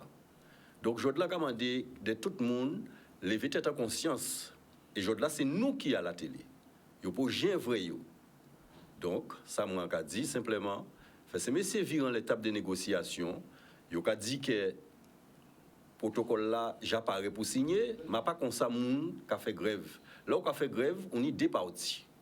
2 parties là, fait yo mettre ensemble pour signer papier là qui a dit que c'est un protocole de fin de conflit. Donc, une fois de plus, on a appelé tout Guadeloupéen à comprendre bien le mouvement la noire là. Et on a demandé tout le monde de lever tête en conscience et de réfléchir vraiment. Merci. Alors, on a quelqu'un au téléphone. Allô, bonsoir. Allô, oui, bonsoir. Oui, bonsoir, on vous écoute. Oui, donc moi je suis de Pointe-à-Pitre. Très bien. Et en fait, moi je voulais intervenir en monsieur légal et pour dire que moi je suis d'accord avec eux. Parce qu'en fait, moi j'ai travaillé quand j'étais jeune. Et en fait, les intérimaires travaillent sans pause et on les titularise pas. Ça, c'est vraiment compliqué à dire. Pour une grosse boîte, c'est pas bien de faire ces choses-là. Ensuite, je sais déjà que les gars de la production, c'est eux qui produisent le courant, mais c'est pas eux qui distribuent. Donc, je sais déjà qu'ils veulent décrédibiliser le mouvement des syndicats. Donc, la population qui dit que c'est à cause d'eux, c'est pas à cause d'eux. Il faut bien comprendre ce qui est en train de se passer. On essaie de les décrédibiliser. Voilà, c'est ce que je voulais dire. Merci de votre appel. Merci. Que va-t-il se passer dans les jours à venir, messieurs? Écoutez, alors, sur les jours prochains, nous espérons, et là-dessus, c'est ce propos positif que je vais retenir donc du préfet, qui dit que les partis vont se rejoindre. Donc nous attendons l'heure, la date, pour que les partis puissent se rejoindre. J'ai entendu le préfet le dire. Je vais au moins porter crédit à ce propos-là et attendre effectivement que l'autre parti puisse venir. Nous, en tout cas, d'ici ce week-end, nous allons forcément réagir par rapport au projet. Je dis bien un projet, il est marqué projet. Le projet que nous avons reçu, nous allons forcément y travailler. Nous y travaillons déjà. Nous y travaillons ce soir, dans la soirée, demain matin. Donc nous n'avons pas d'heure, donc nous continuons de travailler dessus. Et nous retournerons effectivement nos quelques demandes d'explication, de précision, mais en disant que la négociation doit se poursuivre avec l'employeur. Puis, je voudrais, au fil du temps aussi également, revenir sur un sujet. On dit, voilà, la population trinque et eux, ils ne trinquent pas. Non, il faut savoir que la centrale étant à l'arrêt, il y a des pertes d'exploitation colossales pour la direction de DFPEI. DFPEI ne produit pas, et ce qu'elle ne produit pas n'est pas vendu. Et ce qui n'est pas vendu ne rentre pas dans sa poche. Donc oui, en prenant ce choix aujourd'hui de stopper ces moteurs, nous portons un coup à la trésorerie de DFPEI. Le disions tout à l'heure, ils ont fait 331 millions d'euros. Donc on va voir jusqu'à combien de millions ils sont prêts à perdre. En attendant, ils vont perdre des millions, oui, mais nous, Guadeloupéens, qu'allons-nous faire? Puisque tant qu'ils ne réagissent pas, si je comprends bien ce que vous dites, messieurs, tant qu'ils ne vont pas réagir, la situation va rester celle que nous avons connue aujourd'hui, parce qu'aujourd'hui particulièrement, cette journée était très, très difficile pour l'ensemble des Guadeloupéens. Elle sera un peu plus douce dans les jours prochains, puisque nous ne sommes pas les seuls opérateurs en termes de production. Il y a donc la centrale du moule, qui était à l'arrêt sur 2 tranches pour raison de maintenance. Donc cette maintenance se termine là, donc d'ici ce week-end, il y aura effectivement un soulagement, il y aura un mieux. Mais la grève continue jusqu'à ce que la direction de l'EDF-PEI vienne autour d'une table de discussion. Après, quand elle sera là, nous négocierons, nous finaliserons les points. Les quelques sujets qui sont encore à régler seront peut-être réglés, il y aura peut-être des réponses, nous verrons quels sont les consensus que nous sommes prêts à faire, et à partir de là, s'il faut que nous puissions finir à 1h, 2h, 3h, 4h du matin, nous finirons. Mais on peut bien la comprendre que nous l'avons déjà dit donc au service de la préfecture, il n'y aura plus de négociations en visioconférence. Il faut arrêter ce cinéma. Lorsque cette direction a besoin de rencontrer donc la région pour des subventions d'octroi de mer, elle se déplace, parce que là aussi, ces entreprises-là bénéficient d'octroi de mer. Donc, je crois, à un moment donné, ces exonérations d'octroi de mer dont elles bénéficient doivent aujourd'hui l'entraîner à avoir un autre comportement sur notre territoire. Lorsqu'il y a un sujet, vous venez, vous discutez. On a quelqu'un avec nous au téléphone. Allô, bonsoir. Allô? Bonsoir, madame. Bonsoir. On vous écoute. J'appelle à propos de la grève des lièvres. Moi, je suis d'accord avec les grévistes. Ils ne réclament que leur droit. Ils ne réclament pas d'argent, ils réclament ce qui est dû. C'est-à-dire leur droit, c'est écrit qu'ils ont droit à ça et à ça. Ils réclament leur droit, un point et c'est tout. Je suis d'accord avec vous. Continuez, même si la grève me dérange. Continuez, je suis avec vous.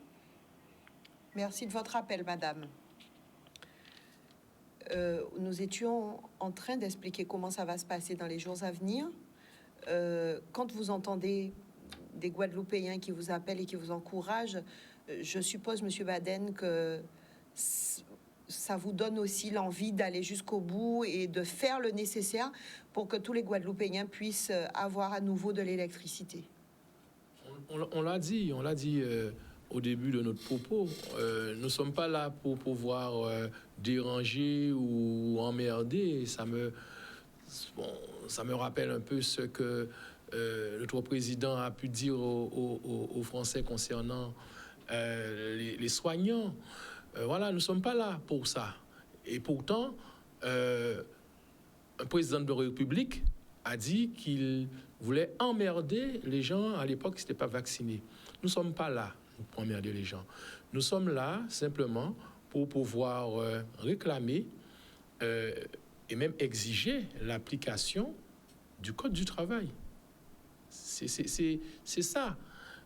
Si le socle le plus basique dans une entreprise, on le répète, on va le répéter, qui génère 331 millions de bénéfices, n'applique pas le Code du travail, comment demain on pourra exiger pour tous les téléspectateurs qui nous suivent, qui ont la chance d'avoir un travail dans ce pays, se font berner par leur employeur qui, elle, ne génère pas ce chiffre d'affaires, comment eux, ils pourront exiger l'application du Code du travail? Nous faisons partie, et la CGTG s'est inscrite il y a quelques années dans un dispositif de dialogue social. Nous avons signé une charte. C'était compliqué chez nous de faire passer ce message. Nous l'avons fait.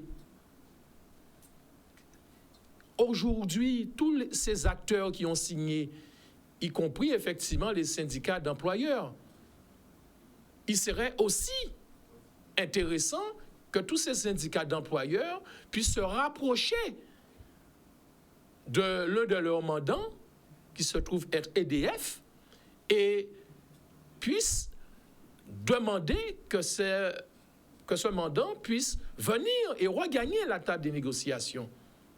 Parce qu'on parle de la population, mais il y a d'autres organisations. Il y a des organisations syndicales de salariés, mais il y a des organisations également syndicales patronales. C'est important de le dire, ça aussi. Il ne faut pas qu'on puisse chaque fois jeter l'opprobre sur le syndicat des salariés. Donc là aussi, au-delà de la population, nous demandons à ce que les organisations patronaux, d'accord, parce que le monde économique également est touché, puissent amener et appeler leurs homologues pour qu'ils puissent regagner la table de négociation. Donc ce sont des choses concrètes. L'équation aujourd'hui, il manque une personne dans l'équation qui se trouve être la direction d'EDF, PRU singulièrement, mais apparemment aujourd'hui c'est le groupe EDF. On a quelqu'un au téléphone. Bonsoir. Bonsoir. Oui, on vous écoute, monsieur. Oui, alors je vous appelle de la ville de Sainte-Anne.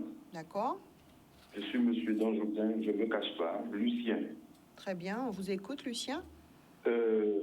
Non, depuis quelque temps, j'écoute l'émission et je trouve que les gens exagèrent un petit peu. Les Guadeloupéens exagèrent un petit peu. Pourquoi? Parce que j'ai entendu un monsieur très virulent tout à l'heure envers M. Télémac. M. Télémac, il n'est pas seul à faire je ne le connais pas plus que ça, puisque c'est un intersyndical.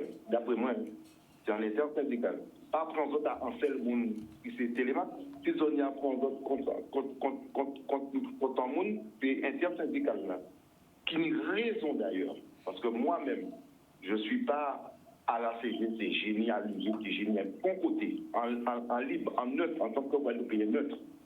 Je dis qu'aujourd'hui, que nous arrêter ces qualités qui sont là, que le monde qui a fait un paquet de chiffre d'affaires, gagner un paquet de l'argent, un paquet de chiffre d'enlever l'argent Guadeloupéen qui a payé et il a payé un service sérieux.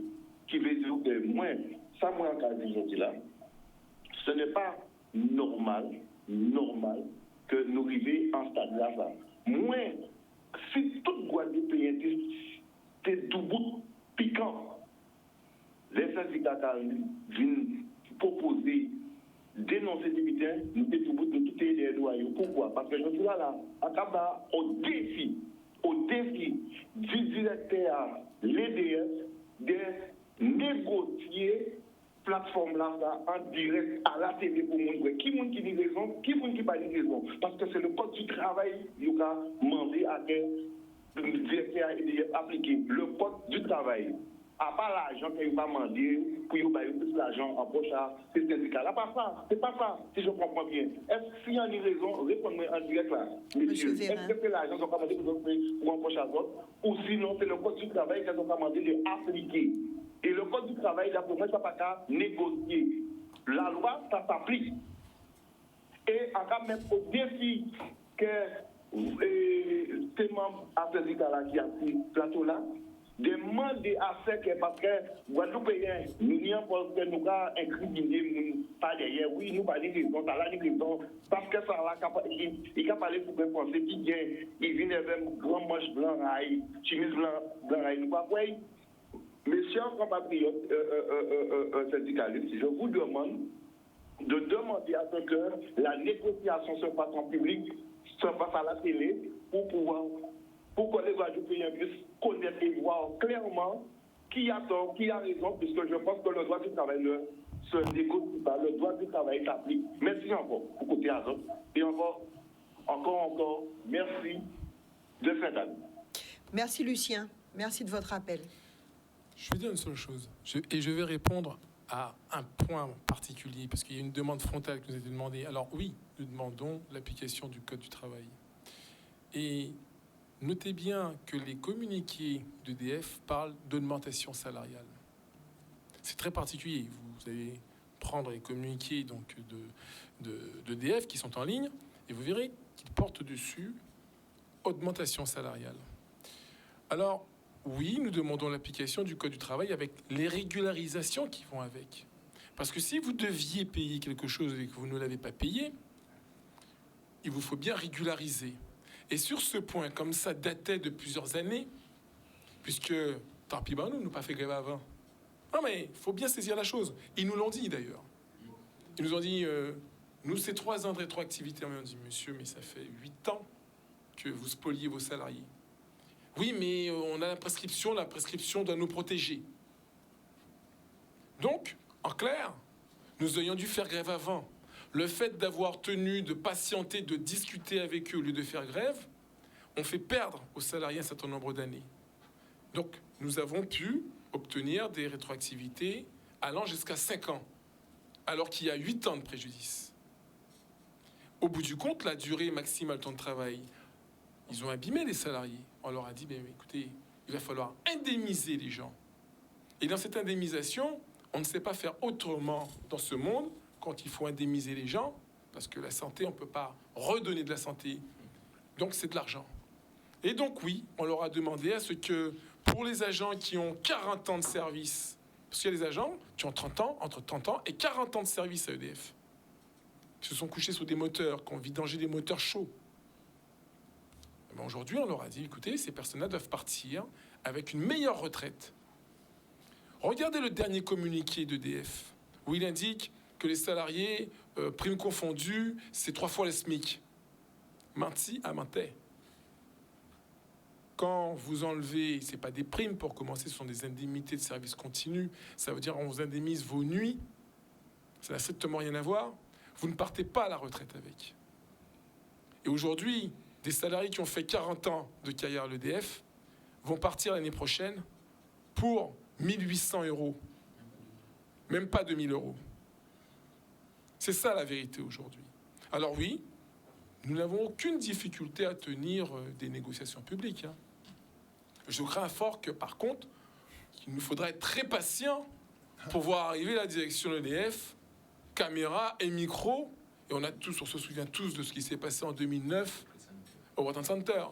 Je pense qu'ils n'ont pas envie de rééditer donc ce qui s'est passé. On a quelqu'un avec nous au téléphone. Bonsoir. Bon, alors, je voudrais intervenir parce que je vois beaucoup de commentaires sur Facebook, mais sommes-nous conscients de la souffrance humaine qui existe à l'intérieur de l'EDF? Sommes-nous conscients du manque de valeur humaine qui existe à l'intérieur de l'EDF? Je ne suis pas Philippot. Je suis une militante.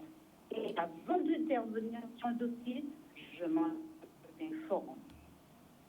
Savez-vous que des stagiaires, nos jeunes, qui veulent y harceler et qui font à l'EDF, travaillent au même titre qu'un salarié EDF et ne perçoivent pas un radis. Et nous parlons de notre jeunesse. Nous parlons de valeur humaine. Oui, nous souffrons. Je souffre à cause de cette grève. Mais ce n'est pas une grève financière, monsieur. C'est une grève humaine. Il y a des gens qui sont mutilés de par ce travail. Ils partent avec quoi? Vous allez m'injurier, mais ce n'est pas grave. Ce n'est pas grave. Mais je dis que je travaillais ce matin. J'avais enregistré 2 mois d'écriture. J'ai oublié de valider. Je l'ai perdu. Donc je perds de l'argent également. Mais je crois que si ces personnes qui sont à la direction du DF, au niveau de ça, qui me donnent le DF, c'est pas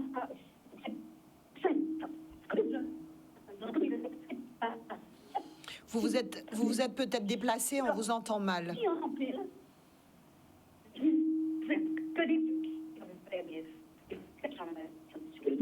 J'avais un minimum de respect pour le personnel. D'accord? Qu'ils mettent leur vie en danger. Qu'il pleuve, qu'il neige, il y a des interventions à faire, on doit les faire. D'ailleurs, il y a eu des gens qui sont morts électrocutés, et nous le savons.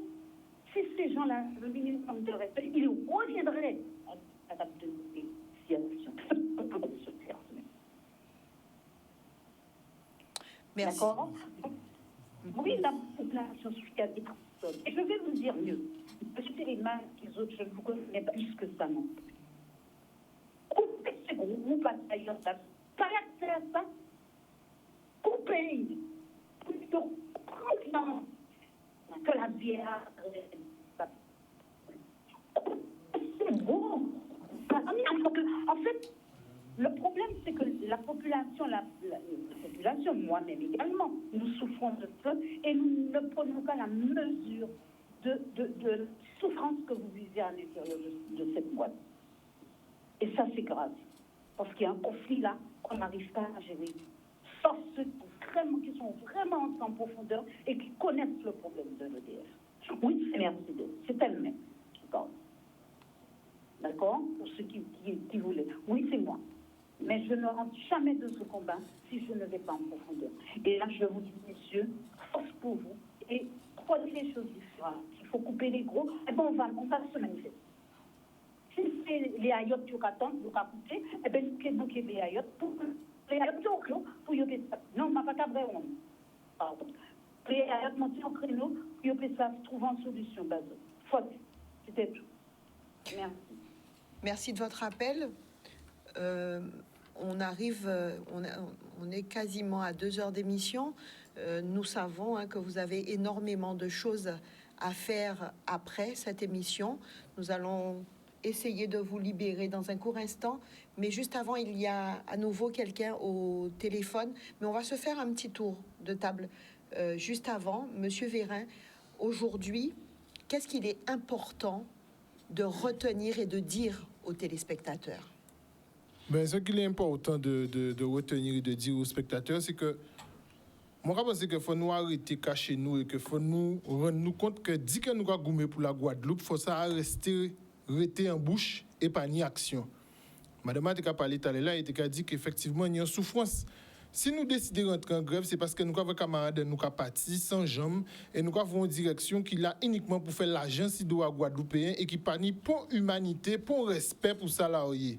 S'il y a un bitin qui est clair, c'est que aujourd'hui-là, il faut bien Guadeloupéens comprendre que si nous en grève, c'est parce que ces messieurs qui viennent faire 331 millions d'euros de chiffre d'affaires à cause de nous, grâce à nous, avec contribution à nous, mais nous, quand nous avons gagné au final, eh bien, nous avons plus vite, nous avons avec membres moins, et au final, là, nous avons parti à la retraite, eh bien, nous n'avons pas parti avec rien. Aujourd'hui-là, il faut la direction DF comprendre que ce n'est pas simplement 106 salariés, puisque c'est pour qu'on travaille à l'usine, il y a madame et il y a Timoun. Et au final, c'est famille aussi, depuis que la grève a commencé, qui ne sont pas voyer. C'est des madames qui ne sont pas contents, c'est des salaires qui ne sont pas rentrer. Et au final, c'est les gens qui viennent trouver pénalisés parce qu'ils ont revendiqué le droit du travail. Là, en Guadeloupe, les Guadeloupéens n'y droit, justement, travaillent dans des conditions humanitaires. Il faut rester, faire nous comprendre que, au final, l'esclavage pas fini. L'esclavage bien et bien fini. Si c'est blanc là qui faire l'usine en Guadeloupe là pour comprendre ça, là faut nous mobiliser pour nous faire comprendre ça. Faut ces messieurs arrêter ça yo qu'a fait là parce que ça pas bien. Yo connaître le bien et le mal parce que ni même l'usine là en Corse et yo pas qu'à faire ces blancs là li. C'est nèg yo qu'a venir faire ça en Guadeloupe. Donc on pense que faut ces Guadeloupéens la mettre en tête aussi. C'est ambité que faut nous arrêter, faut nous mettre nous debout dans pays là ça pour nous faire ces messieurs comprendre que stop, c'est stop. Befab là, Canab là, nous bien comprenons la direction du travail. Depuis le 6 janvier, nous faisons courrier pour demander de contrôler l'entreprise là, nous ne pouvons rien. Jod là, directeur là, a dit encore que, l'entreprise là ouvert la direction du travail pour venir. Alors pourquoi il pour venir? Si c'est une entreprise guadeloupéenne qui tenait 3 salariés, longtemps il a été avoué l'USAF, il a été avoué la CGSS, il a été avoué tout bitin contrôlé pour tuer l'entreprise guadeloupéenne là. Maintenant, comme si l'entreprise a Zambia et qu'il est actionnaire à 90%, d'accord? Puisqu'il ne faut pas nous oublier aussi, son central a coûté 600 millions d'euros et chaque année, l'État a baillé EDF 72 millions d'euros. Qui central a tourné, qui va tourner? Donc, il faut bien Guadeloupéens comprendre qu'il faut arrêter de laisser les gens faire ça et veiller l'argent à eux sans bailler résultat. Là, c'est ça nous qu'a dit EDF. C'est soit on va respecter les salariés et nous qui faisons l'argent ensemble, soit si on comprendre que nous avons santé en nous, nous avons sang en nous, nous avons vie en nous et de ce fait, nous avons aussi vie en nous, eh bien, ça peut être fait. Il fut un temps, ça a fait. Mais à présent, ça finit. Tant qu'elle verrait Nathanaël, qui est délégué syndical à EDF PAI, en jardin directeur là, ça peut être fait encore. Monsieur Télémac. Je crois que le premier des considérants qui fait que cette grève dure, c'est que nous avons un employeur qui a fui la table et qui se cache. Notez bien, depuis le début de ce conflit, combien de fois avez-vous pu voir M. Erwan Collet, directeur de la cette centrale, venir s'expliquer auprès donc, de la population guadeloupéenne, européenne de ce qui se passe. Jamais. Uniquement les salariés, les syndicats qui passent vous voir, vous expliquer ce qui s'y passe. Combien de fois avez-vous entendu donc un préfet de région vous dire mais il y a un préavis de grève qui est déposé, il n'est pas normal que l'employeur ne vienne pas. Jamais. Donc nous disons que nous sommes en grève, nous resterons en grève et nous attendons que la direction de l'EDF vienne assumer ses responsabilités et ses obligations. Voici aujourd'hui très clairement le message que nous passons. Monsieur Baden, Monsieur Claude, on va vous entendre dans un instant parce qu'on a encore quelqu'un avec nous. Et puis, ce sera la dernière personne à qui on donnera la parole ce soir, puisque ça va faire 2 heures d'émission. Bonsoir. Allô? Allô? Allô? Allô, bonsoir. Quelqu'un avec nous, et puis ce sera la dernière. Ah, il faut couper la télé. La parole ce soir, puisque ça... Est-ce que vous nous entendez? Allô? Allô, bonsoir. Bon, Monsieur Baden. Donc pour conclure, je veux effectivement interpeller notre population, nos parents, notre famille, nos amis, en disant que le Code du travail, les conventions collectives doivent s'appliquer en Guadeloupe. Nous devons continuer à nous battre pour que nos enfants puissent trouver un travail chez eux, en l'occurrence EDF, mais pour cela, il a fallu effectivement que des salariés puissent se mettre debout pour dire non. Oui, nous disons non. C'est pas parce que nous sommes dans une entreprise qui se croit toute puissante que le Code du travail ne s'applique pas. Et je le redis parce qu'apparemment c'est le mot à la mode, eh bien que la direction d'EDF puisse prendre en otage elle, la population, et non pas ceux qui réclament l'application tout simplement du droit du travail. Voilà. Donc, je demande en conscience que cette population puisse réfléchir. C'est tout à fait normal hein, qu'elle soit exaspérée. Mais comme on dit la nuit porte conseil, qu'elle réfléchisse à venir à Timounayo, à payer en nous. Et ça, c'est dans tous les secteurs. Parce que demain, si nos enfants ne travaillent pas, si nous-mêmes, nous n'avons pas ce que nous devons avoir lors du travail, eh bien, l'économie non plus ne peut pas tourner. Voilà. Merci beaucoup, Monsieur Baden. Monsieur Claude Louis? Oui. Conclusion, moi, c'est un peu un récapitulatif de tout ça qui a passé en pays, Guadeloupe. Aujourd'hui, c'est nous qui sommes à l'antenne, c'est nous qui avons parlé d'énergie, nous qui avons parlé des courants, nous qui avons parlé de ça qui a affecté Guadeloupe. Aujourd'hui, nous avons fait un petit tour et nous avons mis l'État responsable un petit peu de tout ça qui a passé.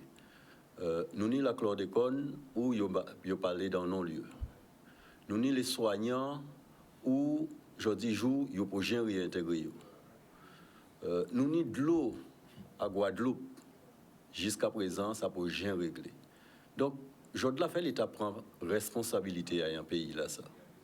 Qu'a fait un petit moment où le problème pas qu'à réussir à régler dans un pays là ça parce que l'État qui garant des santé, des sécurités à moun dans petit pays comme ça, pas décidé de régler problème à Guadeloupéen. Donc ça moi qu'a dit simplement c'est que fais-nous mettre nous ensemble parce que si nous ensemble, nous plus forts. Merci. Eh bien, c'est nous qui remercions les autres, pas d'avoir spontanément, ils ont répondu à l'invitation à nous, ils ont à don travail sérieux. Là, ils nous crient les autres, ils n'ont pas calculé, zovin spontanément, dans tous les cas, pour répondre à interrogation à Guadeloupéens. Nous disons merci. Merci, Monsieur Jimmy Télémac, Monsieur Jean-Pierre Baden, Nathanaël Vérin, et merci à vous, Monsieur Claude Louis.